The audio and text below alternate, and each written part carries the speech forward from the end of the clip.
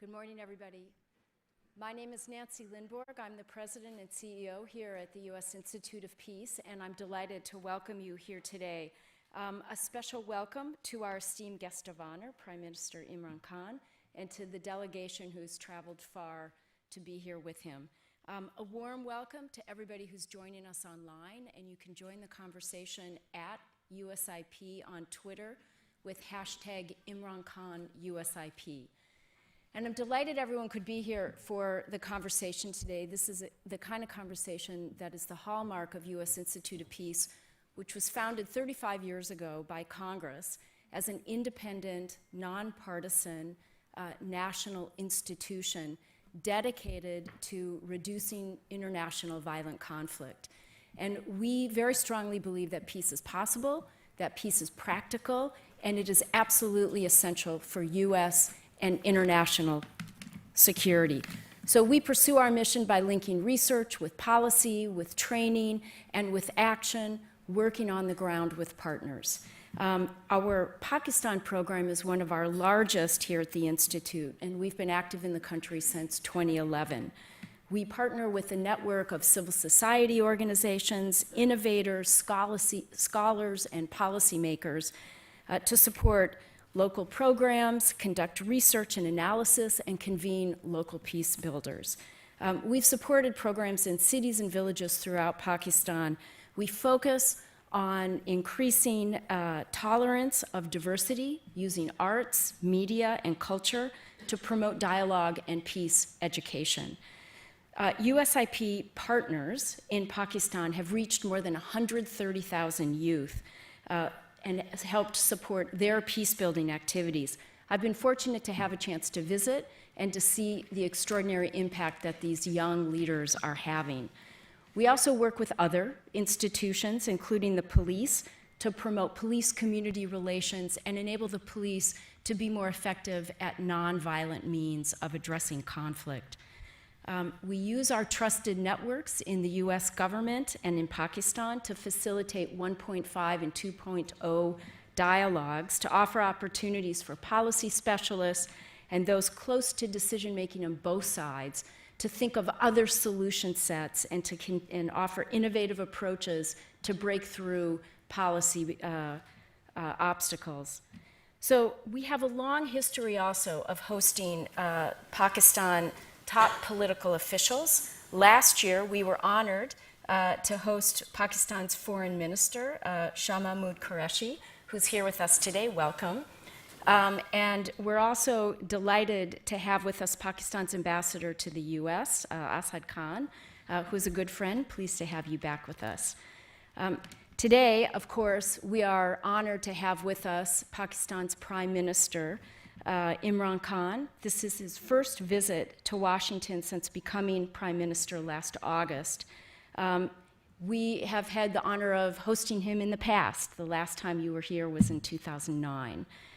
The Prime Minister comes to Washington at a particularly critical moment in U.S. Pakistani relations. And yesterday, hopefully we'll hear more about it, he met with President Trump for the first time to discuss cooperation between U.S. and Pakistan. So today we thank Prime Minister Khan for the opportunity to hear his insights into developments in Pakistan and what we can expect from Pakistan on the international stage. After the Prime Minister's opening remarks, I'll host a moderated discussion with him and then take questions from the audience. We have people circulating with note cards. Please write down your question and pass them in to a U.S. volunteer, and we'll also be taking questions from online. And with that, please join me in giving a warm welcome to Prime Minister Imran Khan.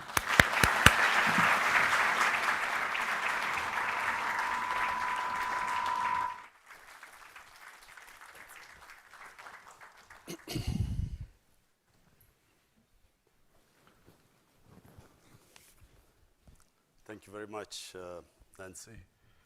The United States Institute of Peace, I want to thank you for inviting me here, listening to my views about Pakistan's policy. And I start with, how someone like me, a sportsman for 20 years, international sportsman who ended up in politics. I'm the first generation Pakistani. My parents were born in colonial India. I was the first generation who grew up in an independent Pakistan. We grew up with a lot of pride. My parents reminded me always how awful it was to live in a colonial, in a country where you didn't have your freedom. So I valued the freedom of being in an independent country. And we took great pride when Pakistan started growing rapidly in the 60s. It's not used to my voice, I think it's too heavy for me. In the 60s, Pakistan was the fastest growing country in the whole region. Pakistan was a country which gave us hope. We grew up feeling that this is a country with a destiny. And then things started going wrong from 70s onwards. And I was playing cricket for 2 decades, international sportsman. I finished in the early 90s. And my initial thought after playing sport was to go into social work. I had already started building a cancer hospital. My mother had died of cancer. And I realized that there was no cancer hospital in Pakistan, so I thought I would build one. Specifically because poor people cannot afford cancer treatment. So I spent 6-7 years of my life after cricket building and then running the hospital. But it was during that time I realized that this is a big country. Social work was not going to change it. The only way it would change our country is joining politics. Change only comes through when you head a government and bring about a change. And the reason why I joined politics was because I realized our politics was going in a direction which was leading Pakistan to nowhere. Problem with most ex-colonial countries was exactly what Pakistan was facing. If you look at Africa, you look at the independence movements in Africa, and then the leaders who came from the independence movement, once they assumed government, a similar pattern took place. The moment they got power, they used power for benefiting themselves. Corruption was the main reason why countries could not reach their potential. And Pakistan was exactly that country which in 60s, while was taking off, from mid-80s onwards, it started going down because of corruption of the ruling elite. So when I formed my party in 1996, it was on an anti-corruption platform. And I campaigned for 15 years in the political wilderness, talking about corruption, and could not make people understand the relevance, the relation between corruption and poverty. People could not relate the two. Somehow in ex-colonial countries, people thought taking money from the government was nothing wrong with it, because it was not your government. It was a foreign government which was ruling over you. So if you evaded taxes, there was, you were not doing anything wrong. And similarly, corruption. So I formed my party, as I said, in 1996. For 15 years, I had only a few people with me, and no one thought I had a chance. But then suddenly, people began to understand what I was saying. So the party then began to take off about 7 years ago. And in 2013, we formed government in one of the 4 provinces. And because of our performance in that one in that one province, in 2018, we won the elections. So what has been the main challenge since we've come to power 10 months ago? Number one challenge was inheriting a country which was bankrupt. We had the the biggest current account and fiscal deficits. But worse, what corruption does is it's not just a question of bankrupting a country and money being laundered out of the country. What happens is the ruling elites, when they make money, when they make money out of corruption, they then have to take it out of the country because otherwise people would know, ask them questions, where did the money come from? So you suffer in two ways. Number one, the money which should go to human development ends up going into people's pockets. But secondly, that money leaves the country. And in my opinion, which I spoke to President Trump yesterday, the biggest problem that the world faces is about $1 trillion leaving developing and poor countries and either going into offshore accounts or they end up in Western countries. And this is impoverishing, this is causing more deaths than through terrorism, than through drugs. The amount of people dying of hunger and disease, lack of education, not having clean drinking water, is because of the ruling elites and developing world taking that money out and parking it into, as I said, offshore accounts or Western countries. So we faced a similar situation. We had the biggest current account deficit and fiscal deficit. But the other aspect of corruption is that in order for the ruling elites to take money out, they have to destroy the state institutions. Because if the institutions are strong, they would not be able to take the money out. For instance, if your anti-corruption body is strong, if your justice system is working, is robust, if your taxation department, like equivalent to the Indian revenue here or the IRS here, if these institutions are strong, you cannot take money out of the country. But that's the biggest damage these corrupt ruling elites do to developing world. They destroy these institutions. So, you can recover the money, but what you can't, to build institutions takes time. So the biggest challenge we have faced since we've been in power is trying to build the state institutions. And, we have succeeded, we have turned around various institutions, but it is a slow process. The relationship which we had with our neighbors, the other priority we have tried to instill in Pakistan amongst the people is that we must have good relationship with all our neighbors. Because Pakistan at the moment, most of all, needs stability. We need stability for economic progress. We need peace. And so for peace, we need to have a good relationship with our neighbors. So first was me trying to reach out to India. India is, a country which we've had turbulent relationship with. But unfortunately, because of one issue of Kashmir, whenever we have tried, whenever relationship has started to move in the right direction with India, some incident happens, and that's all related to Kashmir, we go back to square one.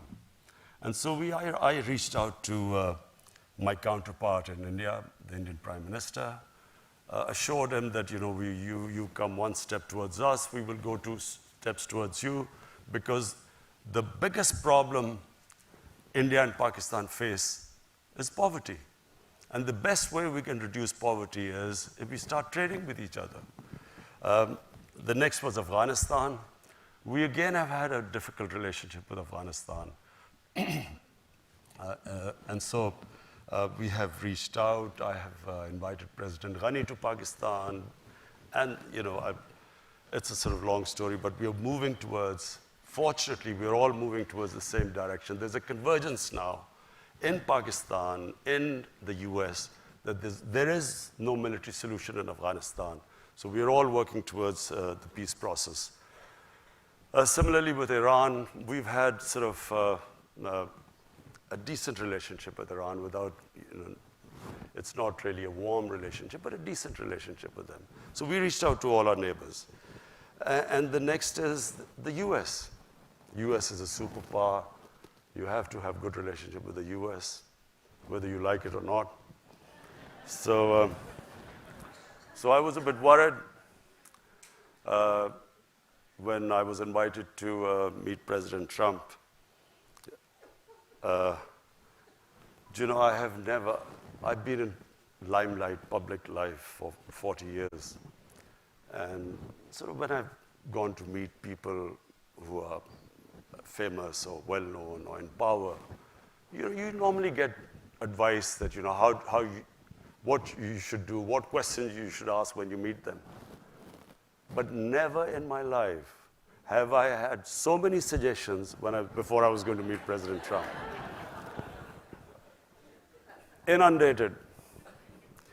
And I have to say that it was one of the most pleasant surprises, not just for me, for my delegation.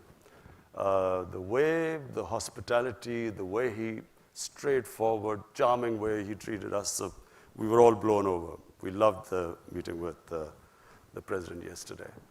But above all, we decided on how we will now have a close relationship between Pakistan and the US. How we will now ensure that there is no communication gap. The period from 2003 or 4 to 2015 was the worst in the relationship between Pakistan and the US. Pakistanis felt that they were fighting the US war. No Pakistani was involved in 9/11. Taliban were in Afghanistan, Al-Qaeda was in Afghanistan, but Pakistan ended up involved in that war, and we lost 70,000 people. We lost over $100 billion lost to our economy. And yet, there was mistrust. Pakistan felt it was doing its best. It could have stayed out of the war, and yet, Pakistan participated in the war, and Pakistan took a battering. There was a point when people like us thought, are we going to survive? Because there were suicide bombs going on every day. There were no sports team used to visit Pakistan, forget about investors. And so we passed through a terrible period, but at the same time, the US thought we weren't doing enough. We were playing a double game. So that was, in my opinion, the worst. It was the worst phase between the relationship between US and Pakistan. I was one of those, and I came here, I think in 2009, and I tried to explain to people here that there was no military solution in Afghanistan. I met, then Democrats hadn't come into power, the elections hadn't happened just before President Obama won the elections. I tried to explain I had a meeting organized, there's Dr. Ikram here, he organized a meeting with Joe Biden, John Kerry, Harry Reid, towering figures of the Democratic Party. And I sat there and tried to explain to them the history of Afghanistan, of Pakistan's tribal area, and tried to explain to them that there will be no military solution. But I realized they had no idea. People in the US had no idea about the history of Afghanistan and the sort of conflict they had got involved in. And fortunately, this time, everyone knows, people understand. So why do I think that we will now have the very best of relationship with the US? Because we are all on the same page. Previously, Pakistan army was supposedly fighting for the US, this war on terror, but the US did not think we were doing enough. And in Pakistan, we thought we had gone out of our way. This time, the Pakistan state, our security forces, the United States, all of us are on the same page. That peace in Afghanistan can only take place through a political settlement, through dialogue. So we are all now working on getting the Taliban to talk to the Afghan government. They're already talking to the U.S. And we hope that this will eventually lead to a settlement. Not easy. It's not going to be easy because there's no centralized Taliban command. It's a devolved movement. But we feel that if we all work together, we feel this is the best chance of there to be peace in Afghanistan. Apart from that, domestically, just one final word before I take your questions.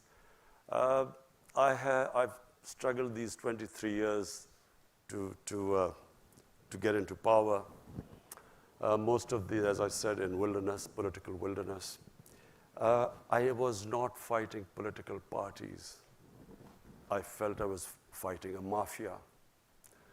And the Supreme Court of Pakistan, actually, when there was this famous court case where the Prime Minister was dismissed, actually called the ruling party a Sicilian mafia.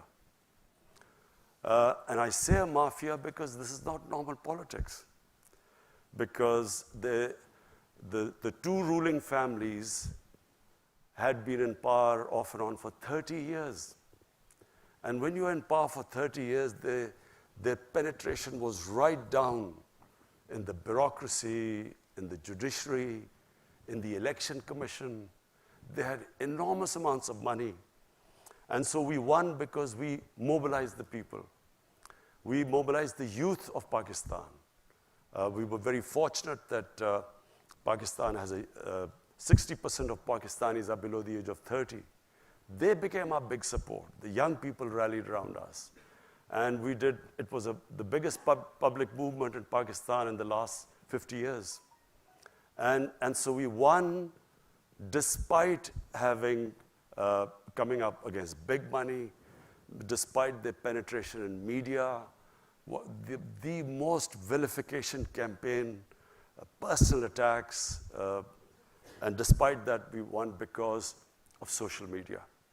This is the new, had there been no social media, probably we would not have been able to beat the established parties. And since we have been in power, we are still up against the mafia. We have been, the problem has been to fix the economy, but at the same time, we have had the entire opposition trying to destabilize the country. So that twice they have tried to create this uncertainty that there's been a run on the rupee. We almost had a run on the rupee because of them predicting that all fake news that IMF had told us that the rupee would go to a certain number, all wrong, but putting pressure on the economy all the time.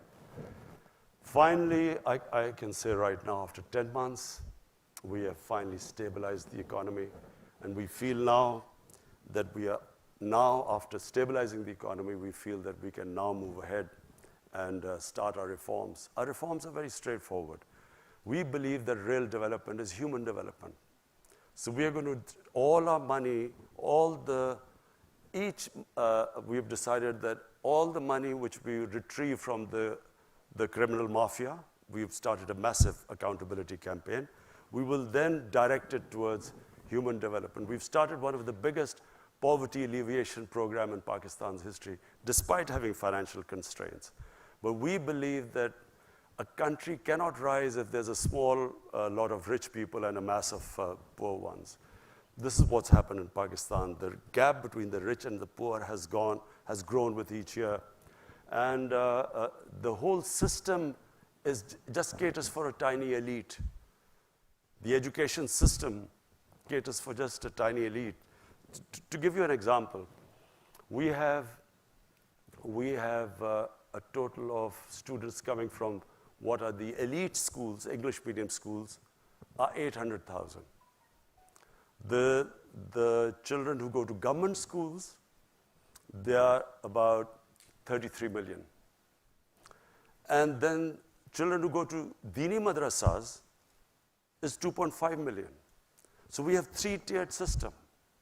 So the first thing our government is trying to do is to synthesize the syllabus, bring in science subjects, other subjects into Dini madrasas, which are the religious schools. So bring them into the mainstream. Similarly, in the Urdu medium schools, teach them English. so that we equip them for higher education. So we're trying to bring the education system, which is the biggest problem our country faces, and the most difficult problem. So that's number one.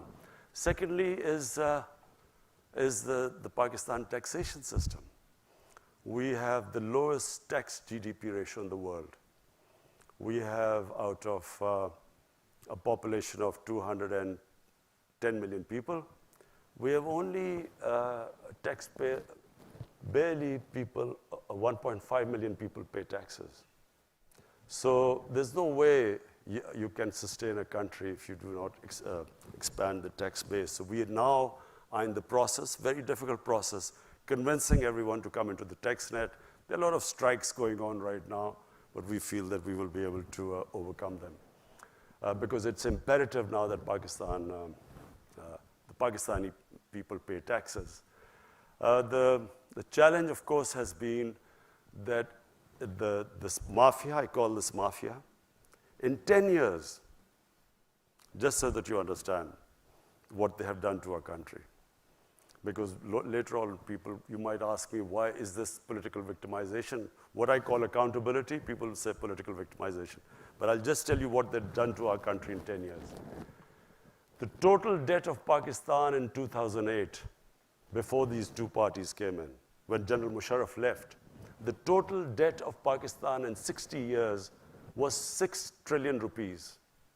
In the last 10 years, they've taken it from 6 trillion to 30 trillion rupees. So where has this money gone? I've set up a commission, a debt commission, which is now going to find out where this money disappeared. So which is why we are going through this problem of finding out what happened to our country. How come we got so indebted? So the problem with having such a huge debt is that in the last year, the total tax revenue which we collected, half of it went to servicing debts. So you can't have 210 million people just surviving on this already a very low tax base and then half of it going into debt servicing. So for that, we are expanding our tax base. But what we are doing now in Pakistan, it's the first time in 1960s any government is going to take this step. We are now moving towards encouraging industrialization.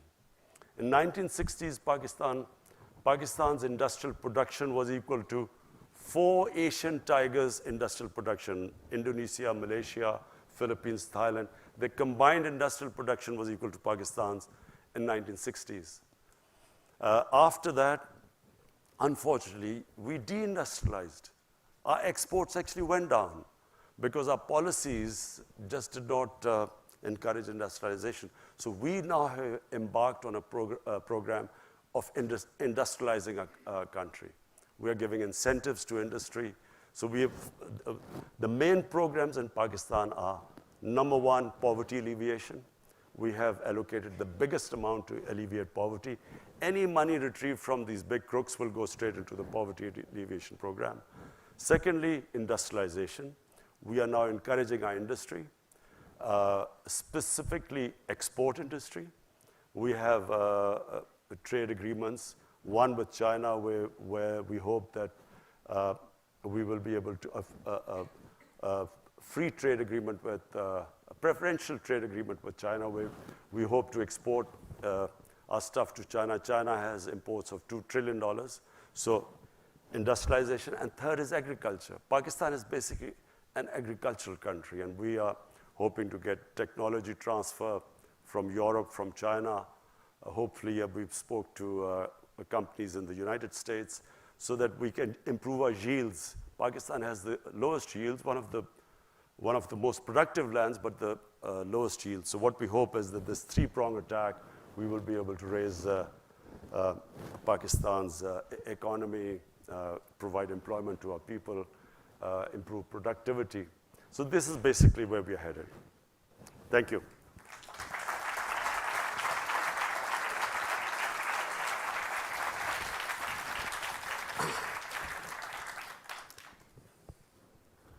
Thank you, Prime Minister. Thank you for a very rich view of the challenges you're facing and the approach that you're taking. I wanted to start, you gave us a taste of your meetings yesterday with President Trump, and in the past you've spoken also about your commitment to take a different approach to U.S. Pakistan relations than previous Pakistan leaders. And I'm curious if you wanted to say a bit more about what is the difference with your approach and how's that resonating during this visit in Washington, and how do you see the future between U.S. and Pakistan? You see, Nancy, I always felt that the relationship between Pakistan and the United States was never multi-pronged. It was basically a transactional relationship. So, for instance, in the 80s, Pakistan was fighting the jihad against the Soviets. And so the US was helping Pakistan, was providing aid. And Pakistan was, the various groups created in Pakistan were then conducting attacks inside Afghanistan against the Soviets. The moment that the Afghan jihad ended, the US packed up and left. And not only did they leave, Pakistan was slapped with Pressler sanctions. So Pakistan then was left with 4 million Afghan refugees, a number of militant groups which had been created to fight the Soviets, all dressed up and nowhere to go. We had heroin, drugs that were used at some point to pay for the fighting in Afghanistan. So Pakistan, then first time we had these sectarian attacks and sectarian militant groups, which were first time we heard of sectarian attacks inside Pakistan. Then comes 9/11, and Pakistan again joins the US. I was then, I only had one seat in parliament at the time, and I remember when General Musharraf was consulting all of us that the US wants us to join them in the war. I opposed it. I thought Pakistan should stay neutral. And I'll tell you why I thought Pakistan should stay neutral. We had created these jihadi groups in the 80s. We had indoctrinated them in the idea of jihad, that foreign occupation in Afghanistan, it was a religious duty to fight them. So all these groups, including Al-Qaeda, had arrived in Pakistan. Now comes 9/11, then the US invades Afghanistan. And now we are trying to tell these same groups who had close links with the Pakistan army, because they were created by the Pakistan army, now we are telling them that no, it's because the good guys are there, it's no longer jihad. Now, obviously, a lot of them turned against the Pakistan army, because Pakistan army was then trying to neutralize them.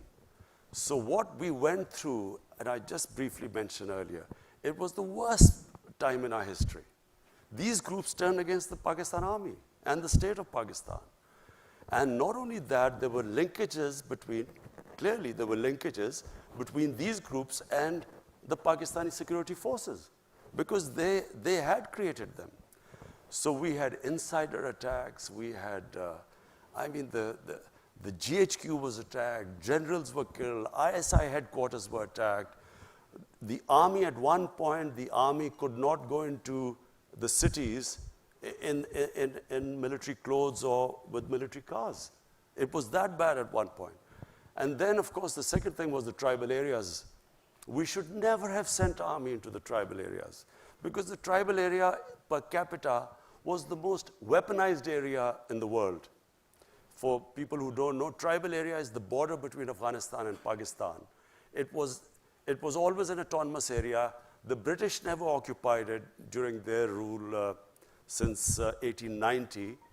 So it was an autonomous area. It ran by its own rules. So in 2004, under pressure from the United States, Pakistan army went into the tribal areas to flush out Al-Qaeda. Now, what happened was that after Tora Bora in Afghanistan, few of the Al-Qaeda moved into our tribal areas, which were semi-autonomous. So when they sent the army in, armies are not meant to go into civilian areas. Whenever you send your army into civilian areas, you can ensure that there will be human rights abuses, there will be collateral damage, there will be innocent people killed, because there's no army there. They're just guerrillas operating from villages. So, the collateral damage created what became the Pakistani Taliban. There was no Pakistani Taliban before. So we then had the people of tribal areas suffered. One point there were these militants, the other side was the Pakistan army. Half of the tribal area was then internally displaced. The damage, we still haven't, the amount of damage done in the tribal area, we still haven't got the resources to compensate them. So basically the country went through hell. In my opinion, we should have stayed neutral. That way we would have had control over these militant groups, and we could have in our own time neutralized them. But because we became a part of the US war, they turned against Pakistan. And so now what I feel, there was a watershed in Pakistan, in Pakistani politics.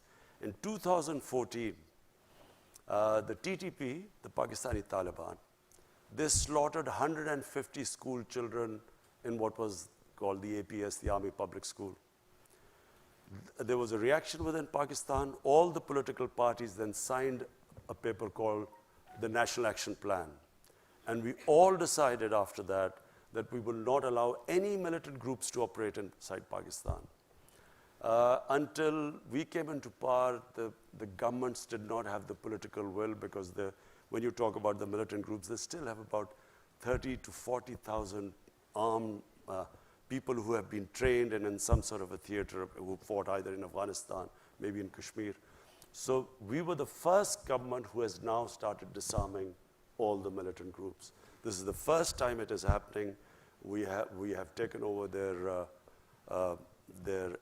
institutes, their seminaries. We've got administrators there.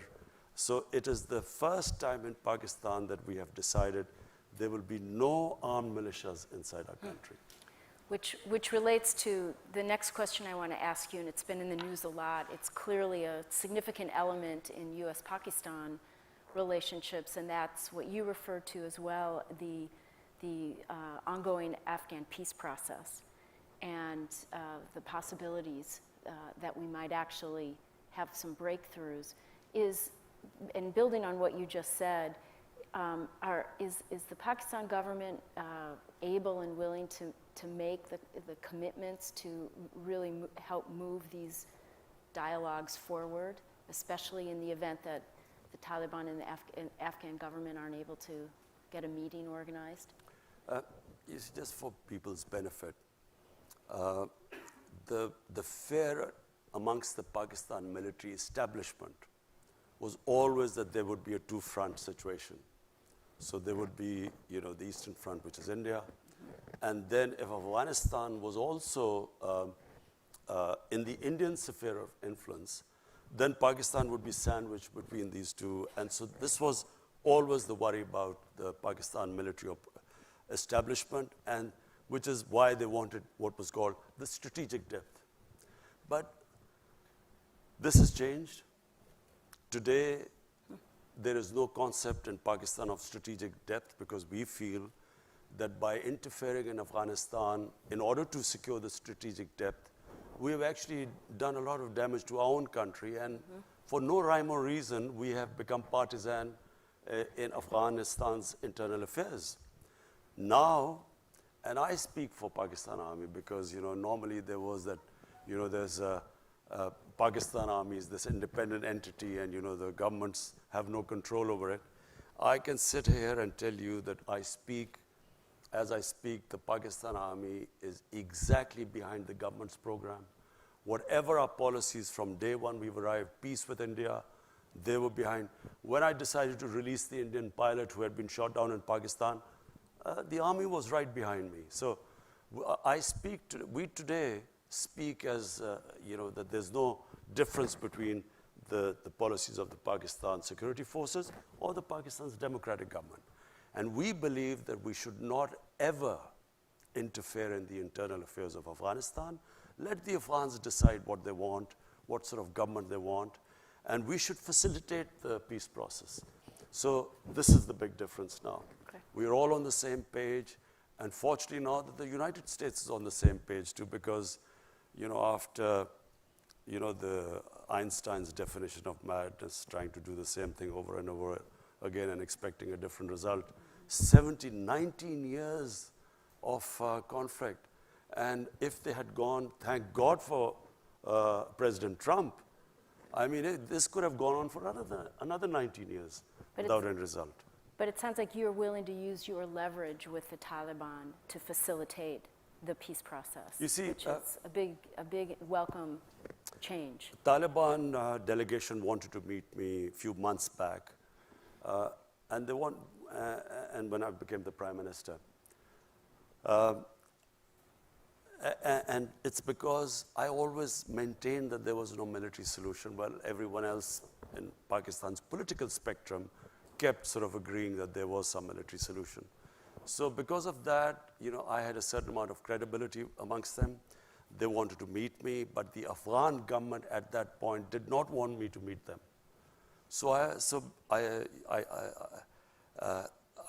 did not meet them, but now when I go back, after meeting President Trump, and also I've spoken to President Ghani, now I will meet the Taliban, and I will try my best to get them to talk to the Afghan government, and so that the election in Afghanistan must be an inclusive election where the Taliban also participate in it. Great, thanks. I want to ask something that's very important to people here, and that is the view that in Pakistan, censorship and harassment of the press, of activists and dissenting voices of women is on the rise. And you just spoke very eloquently about a new Pakistan, talked about the inequalities that have plagued the economy. And I'm curious, what are your thoughts and commitments about also protecting the pluralism and the freedom of speech and of the media that's so important to a democratic Pakistan? Just let me say one thing. My government, and time will prove this, will be the most inclusive government in Pakistan ever. We will try, we have already now ensured full protection for our minorities. We have, I won't go into detail, but there's one element where we still have a problem. But what we have done, no government has done before. And I'll give you an example that there was this case of Asia Bibi. She was this Christian woman who was jailed, and no judge would try them because of blasphemy. And because of the strength of one particular group, which had the previous government was held hostage by the group. They came in and they literally blocked the roads. And people were scared of that group. So when the judgment was given to free her by the Supreme Court, the same group then threatened. They came out on the streets. They were rioting for 2 days, and the stage was held hostage for 2 days. But this is the first government that, on the next opportune moment, actually took them out. We put them in jails. We just completely, and Asia Bibi was then safely, she came out, and then she wanted to leave the country, and we helped her. So all I'm saying is that this government you will see that it will treat its minorities as equal citizens. There is just one thing, I don't want to go into details, but there's one aspect, I can't talk about it, but we have still a problem. I'm not saying we've completely control the situation, but you will see that this is not out of worry about what the Western world or any other people say about us. It's because out of our conviction that our minorities, according to our religion, according to our constitution, are equal citizens. Now the media. I have, my life, I went to university in England, and I spent about 18 summers of my life in England. And I've seen the British media, very open, very free media. The Pakistan media, in my opinion, is even freer than the British media. There is the media in Pakistan, is not just free, but sometimes out of control. I can tell you that in Britain, no media would have published things like, or said on television things like the Pakistan media has done. I can tell you since I've been in power. Imagine, I don't even think in America this would be allowed, even though the media has this love-hate relationship with President Trump, more hate than love sometimes. But imagine that, again, a prime minister of a country, and this man sits on television and says that I can tell you that he's getting divorced tomorrow. So if there was some truth in it, you would, okay, if he had some knowledge. But there's only me and my wife living together. Where did he get this information from? But this sort of thing, in the olden days, I can tell you that this guy would have been beaten up. Nawaz Sharif's time, the previous prime minister, he had journalists beaten up. Asif Zardari, people were petrified of him. People would disappear. In my time, I went to the legal channels, I reported it to the media, I went into the court. All I'm saying is that what the media in Pakistan is, you will not find a media like that. And I remember the previous ambassador to Pakistan, him saying that the media was out of control. So what we need is to control the media, and not through the government, but through a media watchdog. At the moment, there are 2 or 3 things the media did.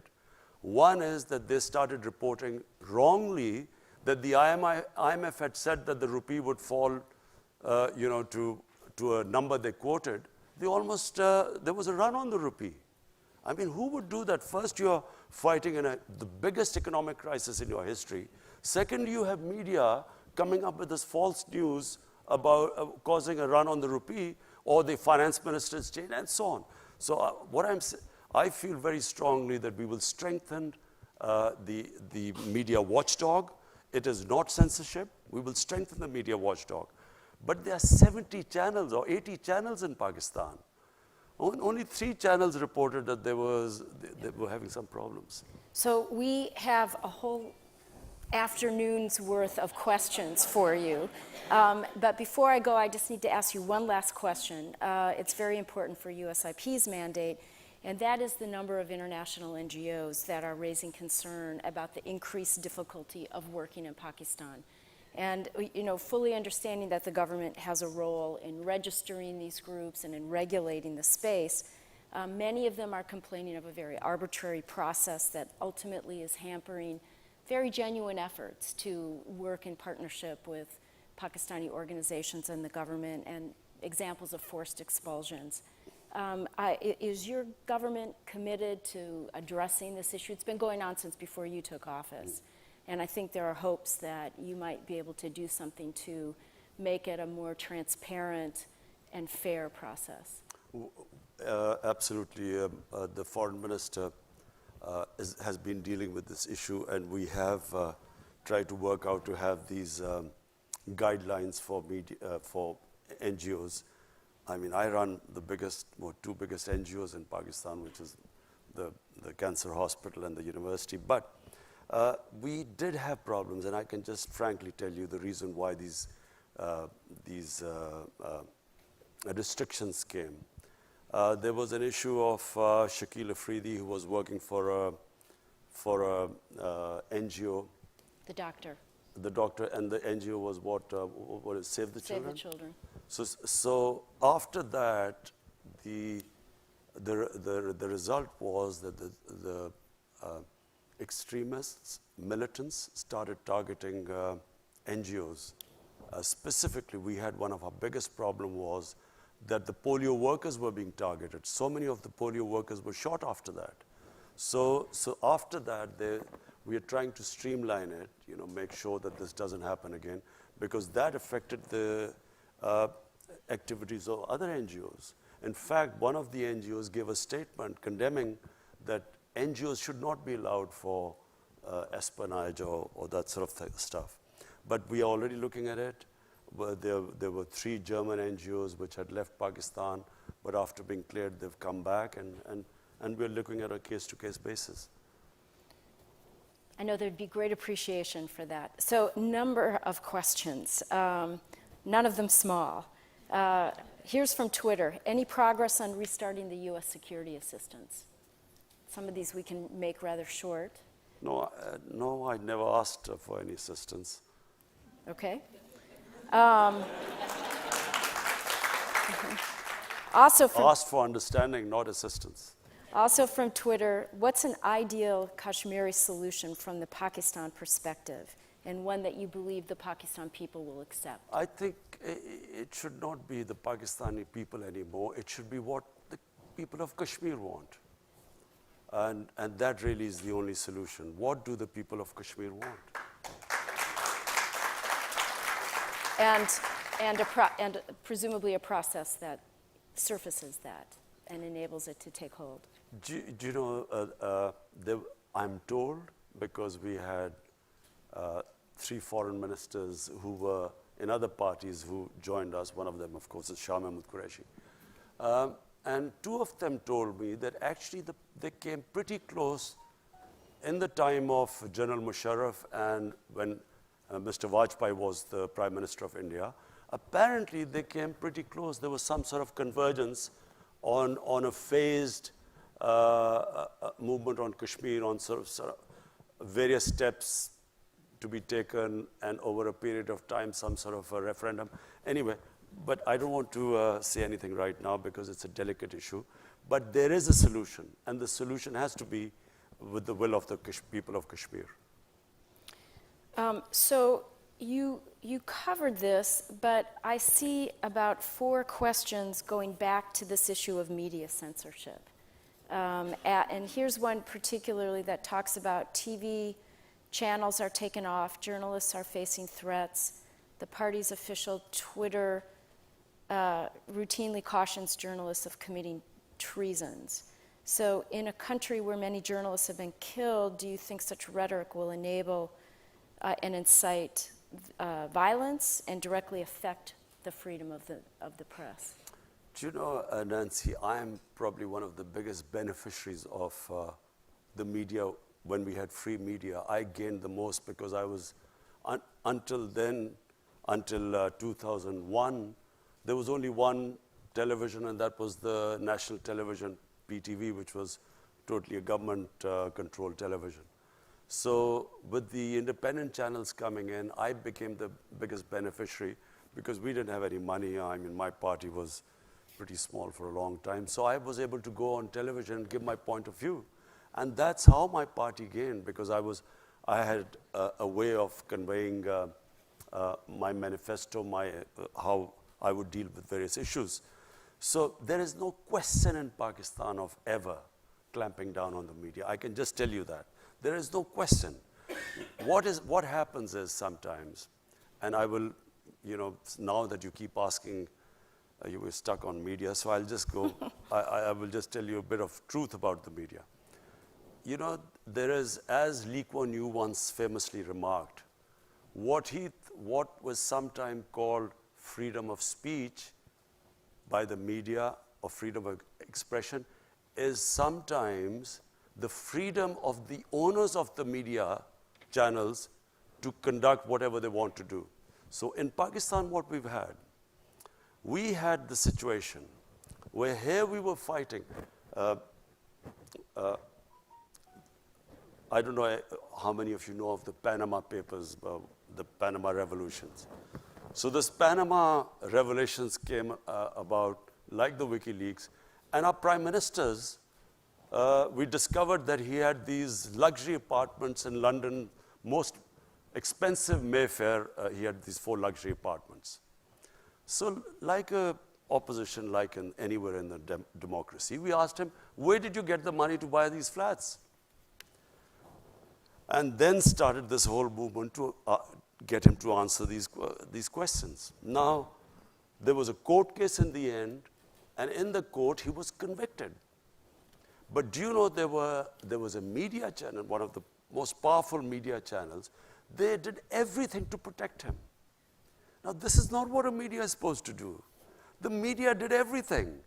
They covered up for him, not just protecting him. I, who was asking my democratic right a question to asking someone, where did you get the money?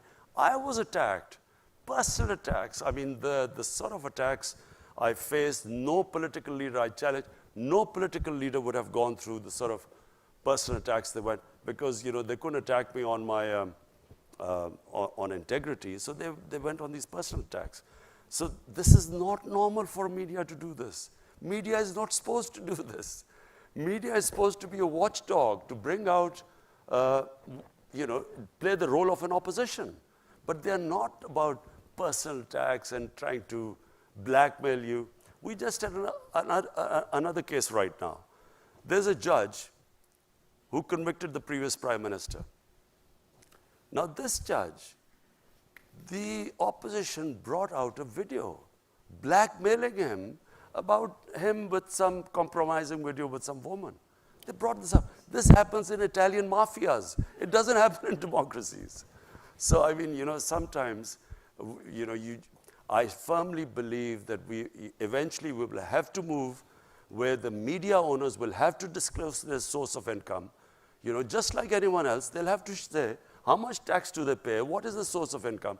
Even if you ask them how much tax you paid, some of these media say this is a freedom, it's against freedom of expression. So looking at it from that perspective versus a censorship regime, but more of a transparency effort is the focus. And Nancy, accountable media. Media should also be accountable. You know, you can't have a media sort of protecting criminals in a society. Okay, we're going to move the conversation. Here, there are a number of questions about Afghanistan. I think you've covered that.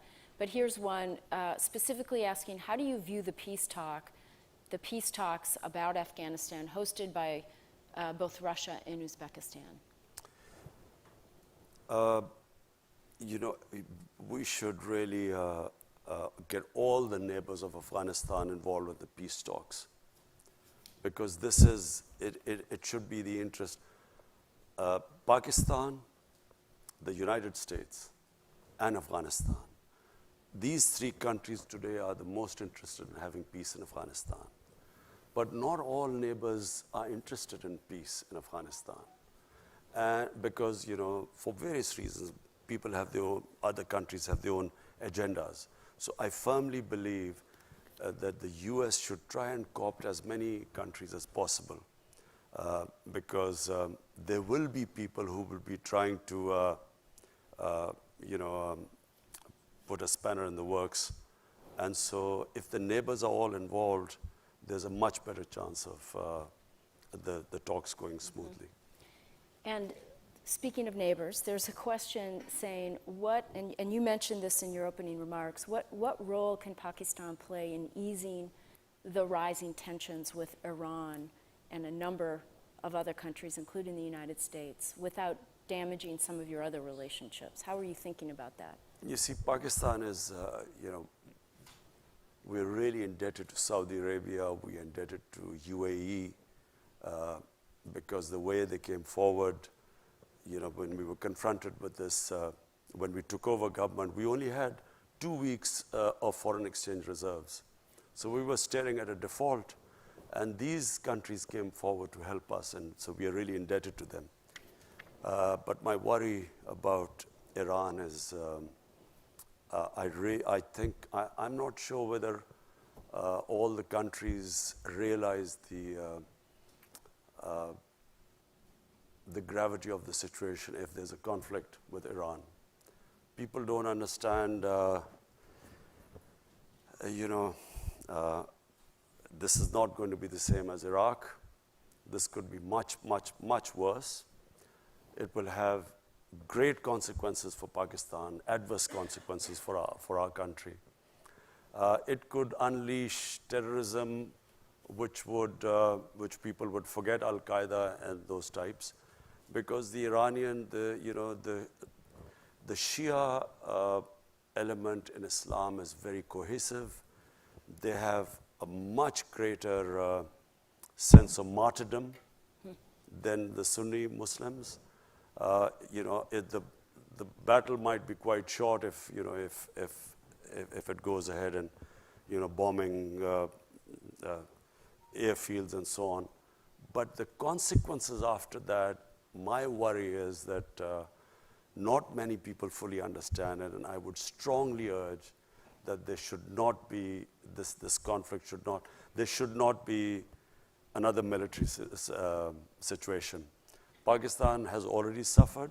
I said, what we went through these last 15 years, the last thing we want is another conflict on our borders. And we would do anything. I mean, if any role Pakistan can play in this, we have already suggested this to Iran. Until recently, Iran was willing, but then when somehow I felt that Iran is getting very desperate, and I do not think they should be pushed into a situation where this leads to a conflict. Another question via Twitter. What are some of the concrete steps your government is taking to ensure that the military operates under civilian leadership? Something you alluded to in your earlier comments. You see, in Pakistan, we had 3 martial laws, and the last one was General Musharraf's. I think General Musharraf's martial law was a watershed in Pakistan, in the sense that there was a opinion across the board that when you have bad democracy, the answer is not to have a military government. Because the military government comes in, it's like curing cancer with Disprin. For a while you feel good because they are organized, it's an organized institution. But eventually, you end up in even a worse situation, because then democracy starts all over again. And what we need in Pakistan now is an extended run of democracy.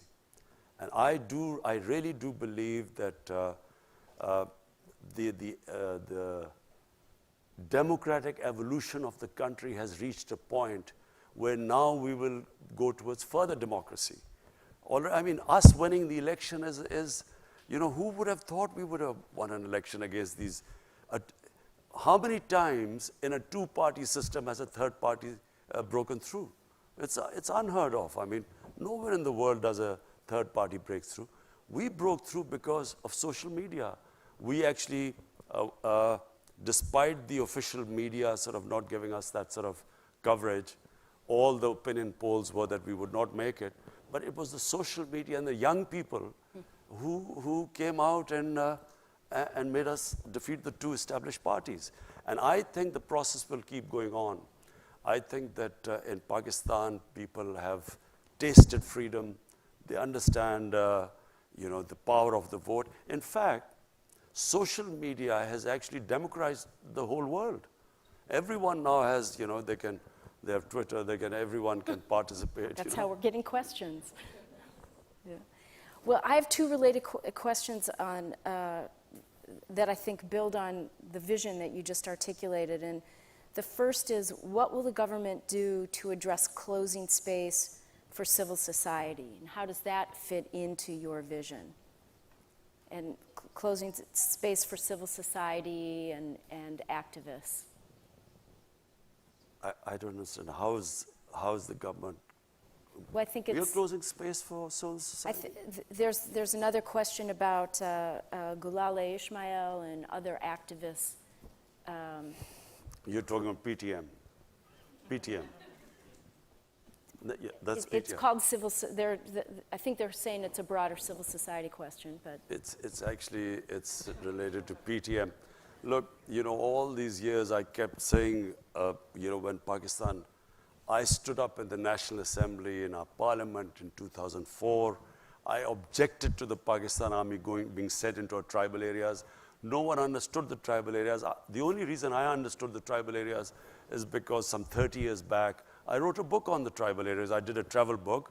I went all over, and so I understood the tribal areas. As I said, it is one of the most weaponized per capita area in the world.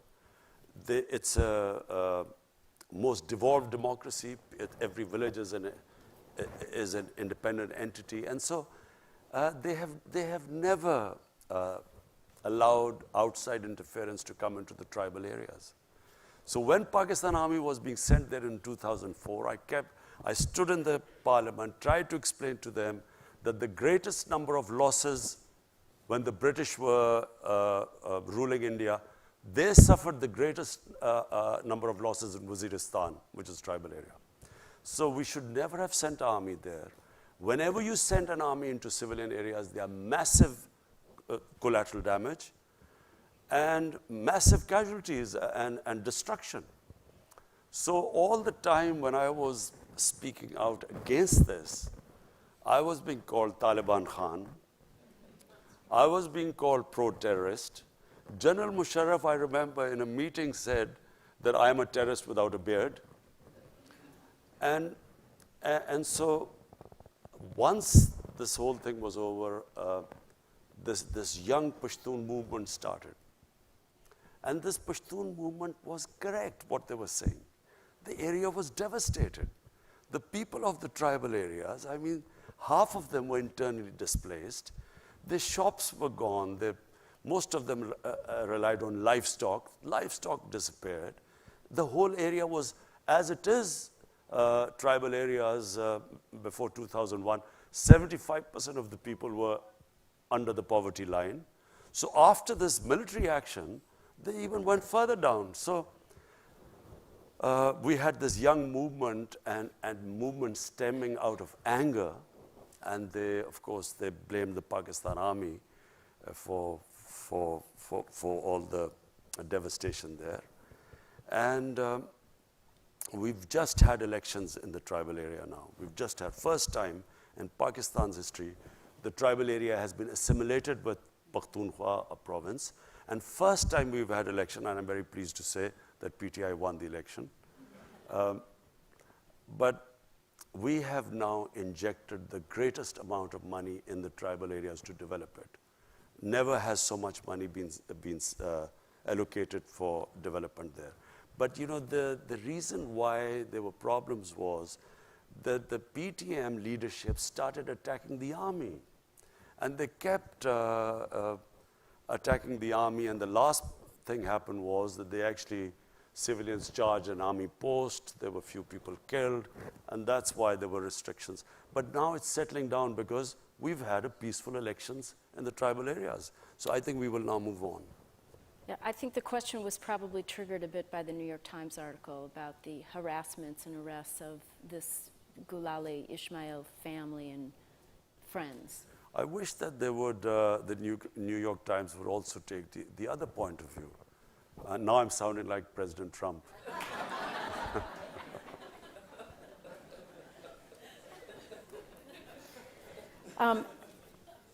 So we have time for just a couple more questions. The U.S. has been asking Pakistan to do more in the context of terrorism. It relates a little bit to what you were saying. They particularly were asking Pakistan to do more in the context of GEM. And after the arrest of Hafiz Saeed, is this it? Will he stay in custody this time, or will he be allowed to go off again? Now, you ask, first, we want an independent justice system, and you want me to predict what the justice system would do. No, look, let me just say, I repeat one thing again. It is in the interest of Pakistan that we do not allow any armed militias in our country. We have suffered. The country has suffered sectarian attacks. We have had the worst situation. It has affected our investment. Pakistan has not, it has destabilized us. This whole thing, Pulwama, what happened, in February last year, it was clearly an indigenous thing. It was a Kashmiri boy radicalized by the brutality of the security forces. He blew himself up. But because this group claimed responsibility, which was in India as well, Jaish-e-Mohammed was operating in India, but Pakistan suddenly came in the limelight. So even before this had happened, we had already decided that we would disarm all militant groups in Pakistan. And it is in Pakistan's interest, I repeat, it's in our interest, because the country has had enough of militant groups. You know, we had ethnic groups, militant groups. We had, in Balochistan, we still have militant groups operating. Then we had these various religious groups. So there is a decision now, and by the way, it is across the party. Every political party has signed the National Action Plan. Pakistan is now determined, and you know, normally it was said that the security forces patronize the groups. The security forces, we would not be disarming them if the security forces were not standing behind us. You cannot disarm because the police is incapable of disarming these groups. They are trained. I mean, these people have experience of fighting in Afghanistan, some in Kashmir. The police cannot go after them. So it's the army that is helping us disarm all militant groups in our country. Mr. Prime Minister, you have been very generous with your time. We have so many more questions that we won't be able to get to. Thank you, everybody, for your questions. But before we close, I want to ask one last question, which is, this is your first visit here as Prime Minister. We have a very distinguished audience here of policymakers, people in and out of government, people who care deeply about the U.S. Pakistan relationship. What final message would you like to leave as a closing thought for everyone? I would like to, my message from my trip, first trip as the Prime Minister to the U.S., I would like to have a relationship between the two countries of mutual trust. I would like to have a relationship as equals, of friendship, not as it has been before, where Pakistan has sort of been, you know, it's like Pakistan wanting aid from the US, and then as for aid, Pakistan is expected to do certain things. The reason why I'm happy leaving the US this time, because we have a relationship now based on a mutual interest, which is peace in Afghanistan. And, you know, if someone asked that, will you get this funds? I hate the idea that we would be asking for funds, not US, from anyone. Because aid has been one of the biggest curses for my country. What it has done is, it has created the dependency syndrome. We have become, you know, when I went on my first trip to Saudi Arabia, I came back, what have you got from there? As if I'd gone there to beg for money. And I think it's humiliating for a country. Countries rise because of self-respect and self-esteem.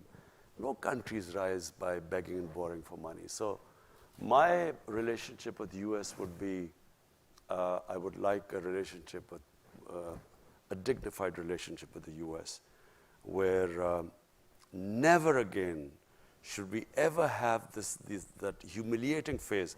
I can tell you as a Pakistani, never did I feel more humiliated when Osama bin Laden was taken out in Pakistan by the US troops. Never did I feel more humiliated, because here was a country which was supposed to be an ally, and our ally did not trust us. So as a Pakistani, for every Pakistani, it was humiliating.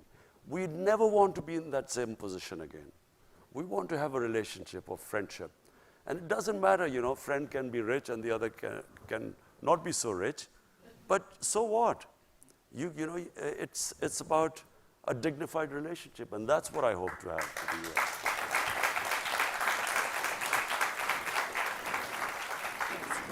I'd like to present you with a small token of our appreciation for your visit Thank you, here. Nancy. Invite you to come back and wish you all the best. Please join me in thanking the Prime Minister. Thank you.